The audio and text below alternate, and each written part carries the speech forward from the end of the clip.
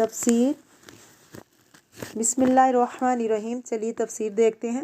وَإِذْ أَخَذْنَا مِيثَاقَكُمْ وَرَفَعْنَا فَوْقَكُمُ الطُّورَ، اور جب میں نے لیا تم سے پکا وعدہ، تم سے مراد یہاں بنی اسرائیل ہے، یعنی پکا عہد۔ کس بات کا عہد؟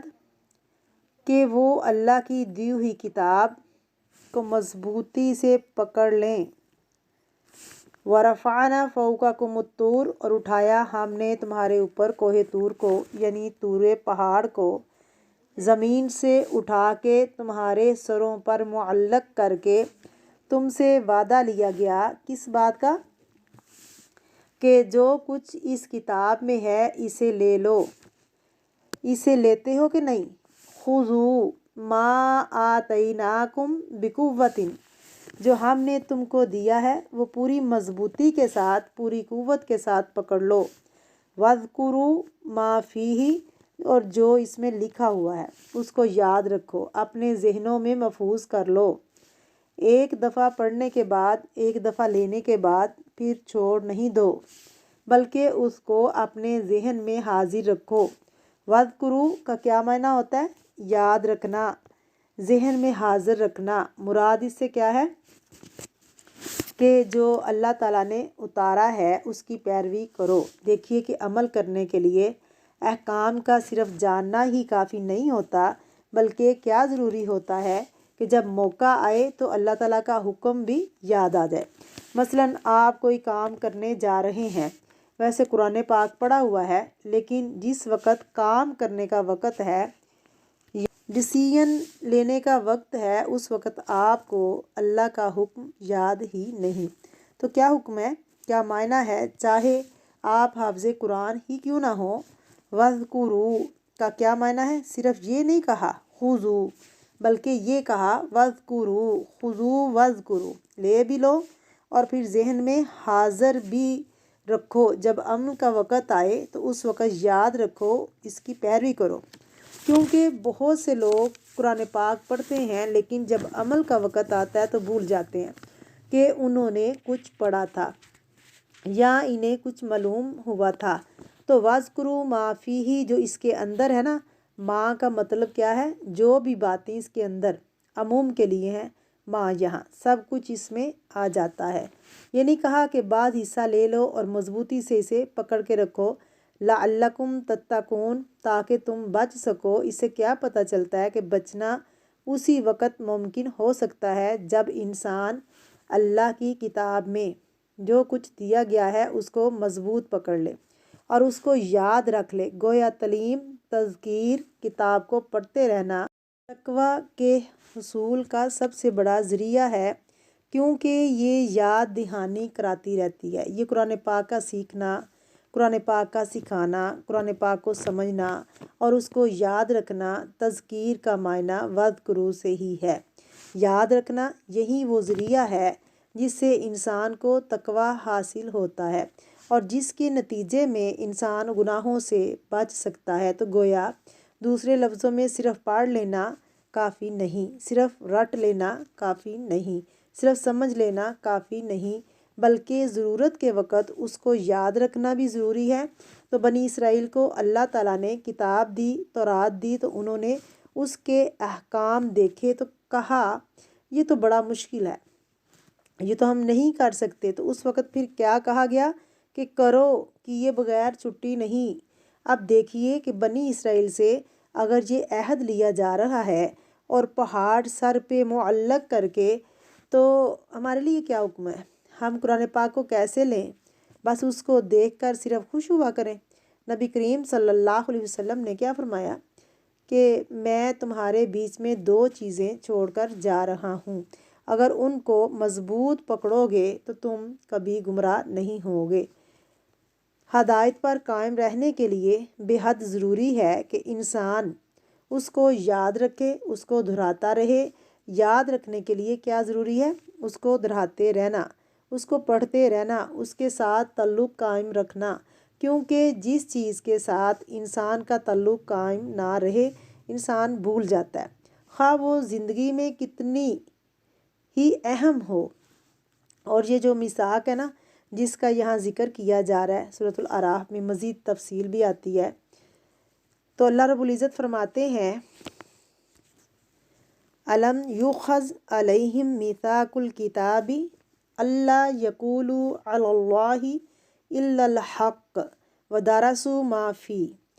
یہاں جو بات مختصر کی گئی ہے وہ بات سورۃ اعراف میں وضاحت کے ساتھ کی گئی ہے۔ اس سے یہ بات بھی پتہ چلتی ہے کہ قرآن پاک کا بعض حصے کی تفسیر ہے، بعض حصہ بعض کو مزید واضح کرتا ہے۔ وَإِذْ نَتَقْنَا الْجَبَلَ فَوْقَهُمْ كَأَنَّهُ ظُلَّةٌ وَظَنُّوا أَنَّهُ وَاقِعٌ بِهِمْ خُذُوا مَا آتَيْنَاكُمْ بِقُوَّةٍ وَاذْكُرُوا مَا فِيهِ لَعَلَّكُمْ تَتَّقُونَ۔ کیا ان سے کتاب کے بارے میں وعدہ نہیں لیا گیا؟ جیسے میں نے عرض کیا کہ میثاق کیا ہے، کس چیز کا وعدہ؟ اس کتاب کو مضبوط پکڑنے کا وعدہ۔ تو اس کی دلیل کیا ہے؟ سورۃ الاعراف کی یہی آیت الم یؤخذ علیہم میثاق الکتاب اللہ یقولوا علی اللہ الا الحق ودرسوا ما فیہ۔ کیا ان سے یہ وعدہ نہیں لیا گیا، ان سے کتاب کے بارے میں میثاق نہیں لیا گیا کہ اللہ کی طرف نہیں منسوب کریں گے مگر حق بات، اور انہوں نے اس کو اچھی طرح پڑھا جو اس میں ہے، یعنی جو کچھ کتاب میں لکھا ہے اس کو وہ اچھی طرح جانتے بھی ہیں، اور دار آخرت کی کامیابی ان لوگوں کے لیے بہتر ہے جو تقوی اختیار کریں۔ کیا تم سمجھتے نہیں ہو؟ اور جو لوگ کتاب کو مضبوطی کے ساتھ پکڑیں گے، والذین یمسکون بالکتاب، وہاں قوہ آیا ہے اور یہاں یمسکون کا لفظ آیا ہے۔ نماز قائم کریں گے تو ہم محسنین کا اجر ضائع نہیں کریں گے۔ یاد کرو جب کہ ہم نے ان کے اوپر پہاڑ کو اس طرح اٹھا لیا گویا کہ وہ سائبان ہے یا خیمہ ہے، یا انہوں نے گمان کیا کہ وہ ان پر گر کر رہے گا۔ بعض لوگوں نے اس کے عجیب و غریب معنی کیے ہیں۔ رفعنا، پہاڑ کے اٹھانے کے، انہوں نے کہا کہ پہاڑ اونچا ہوتا ہے، بلند ہوتا ہے، اس لیے یہ عہد لیا گیا، اور وہ بنیادی طور پر اپنے ایک اور مقصد کو بیان انہوں نے کیا۔ رفع کا یہ معنی بیان کرتے ہیں اٹھائے جانے کا۔ جو لوگ یہ نہیں مانتے کہ وہ اٹھائے گئے تھے، وہ کہتے ہیں کہ دنیا میں ہی تھے اور فوت ہو چکے تھے، یعنی عیسیٰ علیہ السلام۔ اب ایک نیا مسیح پیدا ہو کر آیا، اور اپنے غلط عقائد کو اس سے ثابت کرتے ہیں، اور وہ کہتے ہیں کہ جی پہاڑ اٹھایا نہیں گیا تھا، اونچا تھا، اور وہ اس کے درمیان کھڑے تھے۔ تو کہا گیا کہ جب ہم نے اٹھے ہوئے پہاڑوں کے بیچ میں تم سے وعدہ لیا کہ یہ معنی غلط ہے، ایسی تعویل درست نہیں، کیونکہ سورۃ الاعراف میں واضح طور پر کہا گیا کہ وہ اس طرح اٹھایا گیا کہ سائبان ہے۔ اب سائبان اٹھے ہوئے اونچے پہاڑوں کے لیے نہیں، اور پھر کأنہم، گویا کہ اس طرح اوپر تھا جیسے امبریلا کی طرح تھا، تو ان کو لگ رہا تھا کہ ان کے سر پر گرے گا۔ تو کیا معنی ہے اس کا؟ بلند پہاڑوں کے درمیان میں وعدہ لیا گیا تھا۔ کتنی دور کی طویل ہے؟ تو قرآن پاک کی تفسیر من گھڑت باتوں سے نہیں کیا کرتے، اور ایسی تفسیر چونکہ وہم و گمان اور خیالوں پر مبنی ہو وہ بھی ہمارے لیے کافی نہیں رہتا۔ قرآن پاک کی درست تفسیر دیکھی جائے، بات جو مختصر کی گئی تھی، نمبر 1 جو قرآن پاک کی تفسیر قرآن پاک سے ہو، نمبر 2 قرآن پاک کی تفسیر حدیث سے ہو، پھر اقوال صحابہ سے ہو، پھر جن کے سامنے قرآن پاک اترا، اور پھر اس کے بعد مزید تحقیقات اور لغت اور باقی چیزوں کو بھی انسان دیکھ سکتا ہے کہ جو قرآن پاک کے اصل معنی کو تقویت دینے والی ہو، نہ کہ اس کو الٹ کرنے والی ہو۔ تو بہرحال ہم نے ان کے اوپر پہاڑ کو اس طرح اٹھا لیا گویا کہ وہ سائبان ہے اور ان پر گر کر رہے گا۔ جب ان سے یہ بات کی گئی تو پہاڑ سر پہ تھا۔ لو جو ہم نے تم کو دیا مضبوطی کے ساتھ پکڑ لو، اس کو برابر یاد رکھو کہ تم خدا کے غضب سے محفوظ رہو۔ یہ کس کو کہا گیا اور ہمارے لیے کیا سبق ہے اس میں؟ قرآن پاک کس طرح سمجھتے ہیں؟ پہلے کنٹیکسٹ کس کے متعلق ہے بات؟ اس میں اپنا آپ دیکھتے ہیں کہ بعض اوقات ایک بات کسی کی جاتی ہے اور کسی اور کو سمجھانا مقصود ہوتا ہے۔ مثلا اگر کوئی غلطی کر رہا ہوتا ہے، انسان کو اپنی غلطی یاد آ جاتی ہے، کوئی اچھا کردار کر رہا ہوتا ہے تو اچھا کام کر رہا ہوتا ہے، انسان کو دیکھ کر شوق آ جاتا ہے۔ اگر کوئی برا کر رہا ہوتا ہے تو انسان سوچتا ہے اور توبہ کرتا ہے۔ یہاں بات بنی اسرائیل کی ہے۔ سمجھانا کس کو مقصود ہے؟ ہمیں سمجھانا مقصود ہے۔ دیکھو پہلی قوم سے ہم نے اس طرح وعدہ لیا تھا مضبوط پکڑنا، تو ہمارے لیے بھی یہی حکم ہے کہ ہم اپنی کتاب کو مضبوطی سے پکڑ لیں اور لے لیں جو اس میں حکم ہے، اور اس کو یاد رکھیں۔ وَاذْكُرُوا فِيهِ ذکر کے معنی دو میں نے بتائے تھے۔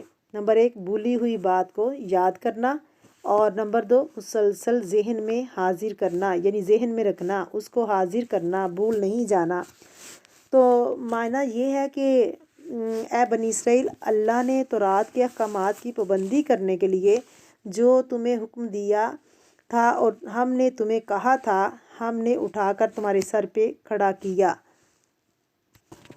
اب آپ دیکھیے کہ ہم میں ہر شخص لا الہ الا اللہ کے ساتھ ایک عہد میں بندھ گیا۔ فَاذْكُرُونِی اذْکُرکم، تم مجھے یاد رکھو میں تمہیں یاد رکھوں گا۔ اور جو اللہ کو بھول جائے، اللہ کی بات بھول جائے اور اس کی کتاب کو پیٹھ پیچھے پھینک دے، پھر اللہ تعالیٰ اس کو یاد رکھیں گے، اللہ تعالیٰ اس کو انعام دے گا۔ کس لیے؟ سوچنے کی بات ہے کہ دو طرح کے لوگ ہوتے ہیں۔ نمبر 1 عہد توڑنے والے، ان کو قرآن میں کیا کہا گیا؟ فاسق، نافرمان، جو اللہ کے وعدے توڑ دیتے ہیں۔ اور دوسرے کون لوگ ہیں؟ جو وعدے پورے کرنے والے ہیں۔ اور وہ کون ہیں؟ جو اللہ کے حکم کو مانتے ہیں، جو اللہ نے حکم دیا اس کو کرتے ہیں، وہ کر کے دکھاتے ہیں۔ ابو درداء سے روایت ہے، کہتے ہیں کننا مع نبی صلی اللہ علیہ وسلم، ہم نبی صلی اللہ علیہ وسلم کی مجلس میں بیٹھے ہوئے تھے تو آپ نے اپنی نگاہ اوپر اٹھائی، یعنی آسمان کو غور سے دیکھا۔ ثم قال، پھر یہ کہا، یہ سکھانے کا ایک انداز تھا آپ کا۔ اس وقت کی بات ہے جب علم اٹھا لیا جائے گا، یعنی آپ کچھ فتنوں کا ذکر کر رہے تھے کہ ایک ایسا دور آئے گا تو جس میں علم ختم ہو جائے گا، حتی لا یقدر منہ علی شیء، یہاں تک کہ کسی بھی چیز پر قادر نہیں رہیں گے، یعنی انہیں کچھ سمجھ نہیں آئے گا دین کیا ہے، کتاب کیا ہے۔ وقال زیاد ابن انصاری، تو زید بن انصاری نے کہا، کیفا، کس طرح علم اٹھا لیا جائے گا جب کہ ہم قرآن پاک پڑھتے ہیں، قسم اللہ کی ہم اس کو ضرور پڑھتے رہیں گے، اس کو پڑھنا نہیں چھوڑیں گے، اور اب اپنی عورتوں اور بچوں کو قرآن پاک ضرور پڑھائیں گے، یہ صحابہ کرام نے کہا، اور پھر انہوں نے ایسا ہی کیا۔ قرآن پاک صرف مردوں کے لیے نہیں بلکہ عورتوں کے لیے بھی تھا۔ اور یہ انصاری صحابی نے کہا، نبی کریم صلی اللہ علیہ وسلم، یہ تو میری سمجھ میں نہیں آتا کہ اللہ کا وعدہ ہے کہ قرآن پاک کی حفاظت قیامت تک ہم کریں گے، اس میں تبدیلی نہیں ہوگی، اور پھر ہم صحابہ اس کو پڑھ رہے ہیں اور اپنی اولادوں کو ضرور پڑھائیں گے، پھر کیسے علم اٹھ جائے گا؟ آپ صلی اللہ علیہ وسلم نے کیا فرمایا؟ تیری ماں تجھے روئے، ایک طرف سے ڈانٹ ہے، اے زیاد میں تو تمہیں مدینہ کے سمجھدار لوگوں میں شمار کرتا ہوں، تم بہت سمجھدار ہو، تم نے یہ بات کیسے کی؟ دیکھو تو یہ تورات انجیل کیا ہے؟ اصل کتاب ان کے پاس نہیں ہے، تو یہ ان کے کس کام آتی ہے؟ کہاں اس کو استعمال کرتے ہیں؟ ان کے بٹنے کی وجہ کیا تھی؟ ان کے پاس کتاب موجود تھی، کیا کیا انہوں نے؟ جو عمل کرنے کو دل نہیں چاہا، اس میں تبدیلی کر دی، اور دوسرے صرف علماء پڑھتے تھے، عوام نہیں پڑھتی تھی، عوام تو صرف امیدوں پر جیتے تھے، اور جو بزرگ بتا دیتے تھے اس پر عمل کرتے تھے، خود نہیں پڑھتے تھے۔ آج مسلمانوں کا کیا حال ہے؟ قرآن پاک کے ساتھ ہمارا کیا معاملہ ہے؟ ہم کیا کرتے ہیں؟ قرآن کے ساتھ خود پڑھتے سمجھتے ہیں، کیا بچے پڑھتے ہیں؟ کیا ہماری عورتیں پڑھتی ہیں؟ بچوں کو پڑھاتے ہیں سمجھ کر؟ اگر کوشش کریں تو ضرور انشاءاللہ ہماری مدد کرے گا اللہ تعالیٰ۔ کچھ مسلمان کیا کرتے ہیں؟ نہ خود قرآن پاک پڑھتے ہیں، نہ دوسروں کو پڑھنے دیتے ہیں، پھر انسان کہاں جائے؟ ایسا کیوں ہوا کہ ایک طرف ایمان بھی ہے کتاب پر اور دوسری طرف پرواہ ہی نہیں ہے اس کی؟ اور حکم کیا ہے؟ خذوا ما آتیناکم بقوۃ، پکڑ لو اس کو جو ہم نے تم کو دیا، قوت کے ساتھ، مضبوطی کے ساتھ۔ آج ہم سب اپنی اپنی زندگی کا جائزہ لیں کہ ہماری زندگی میں قرآن پاک کتنے فیصد داخل ہے، ترجیح کے کس نمبر پر ہے، میں دن میں کیا کیا کرتی ہوں، میری دن کی روٹین میں یہ شامل ہے، میں قرآن بھی پڑھتی ہوں۔ وہ لوگ جو کہیں قرآن پاک کو سیکھنے کے لیے کہیں نہیں جاتے یا سیکھنے کی کوشش نہیں کرتے، اور کتنا سمجھ کر پڑھتے ہیں وہ، اور کل آپ کا بھی یہ امتحان ہے کہ جب 3 دن تک انسان قرآن پاک نہ پڑھے یا قرآن پاک پڑھ کے اس کو سمجھ کے چھوڑ دے تو پھر انسان کی روٹین کیسی ہوتی ہے۔ ہم سب اپنا اپنا جائزہ لیتے ہیں اور ہمیں لینا چاہیے۔ اور بعض اوقات سوال لوگ کرتے ہیں کہ کیا قرآن پاک کا پڑھنا فرض ہے؟ پہلی بات، پڑھنا ضروری ہے، یہ فرض اور سنت کی بات نہیں، یہ قوت کے ساتھ قرآن پاک کو پکڑنے کی بات ہے۔ عام یعنی مثلاً اپنے بچے کو اگر کوئی ہم چیز پکڑاتے ہیں تو کہتے ہیں کہ مضبوط پکڑنا، موبائل پکڑاتے وقت نصیحت کرتے ہیں کہ دھیان سے مضبوط ہاتھوں سے پکڑنا، گرا نہ دینا، اس سے غافل نہیں ہونا۔ مضبوط پکڑیں مراد یہ نہیں کہ اسے گرانا نہیں، یہ تم کہیں چھوڑ نہ دینا، کہیں بھلا نہ دینا، اسے ترک نہ کر دینا، کیونکہ کیا کہا گیا، فَاذْكُرُوا مَا فِيهِ، صرف پکڑنا ہی نہیں بلکہ یاد رکھو جو اس کے اندر لکھا ہے، جو اس کا معنی ہے وہ کرو، جو یہ کہتا ہے مراد کیا ہے، اس سے آپ نے جو کیا ہوا وعدہ ہے اسے نبھاؤ۔ اللہ فرماتے ہیں کہ انہوں نے جو وعدہ کیا ہوا تھا، اتنا پکا وعدہ کرنے کے بعد جب پہاڑ ہٹا تو پھر تم نے منہ موڑ لیا، یعنی پھر وہ انکار کر دیا۔ ہم بھی قرآن پاک کب پڑھتے ہیں؟ روزمرہ زندگی میں ہم مسلمانوں کا یہ حال ہے کہ سر پہ کوئی پہاڑ نظر آتا ہے تو ہم قرآن پاک پڑھنے لگ جاتے ہیں۔ جب کوئی مصیبت آتی ہے، جب کوئی فوت ہو جاتا ہے، جن بھوت جادو کی شکایت ہو جاتی ہے، پھر ہم وظیفے کے طور پہ قرآن پاک پڑھتے ہیں۔ یہ گھر میں برکت چاہیے، یا نیا گھر خریدا ہے، یا کوئی اسی طرح کا مسئلہ مسائل ہے، پہاڑ سر پہ ہوتا ہے پڑھ لیتے ہیں، اور جب پہاڑ ہٹتا ہے ٹل جاتا ہے تو قرآن پاک کو ہم الماریوں میں سجا کے رکھ دیتے ہیں۔ تو یہ جو پہاڑ اٹھایا گیا تھا، جب کوئی مصیبت آتی ہے تو اوروں کو بھی بلا لیتے ہیں، آؤ ہمارے ساتھ مدد کرو قرآن پاک پڑھنے میں، لیکن جب سمجھنے کی باری آتی ہے تو ہم کسی کو نہیں بلاتے۔ تو خلاصہ کیا ہے، خود بھی پڑھیں اور دوسروں کو بھی اس کو شیئر کریں اور دوسروں کو بھی اس کی پڑھنے کی ترغیب دلائیں۔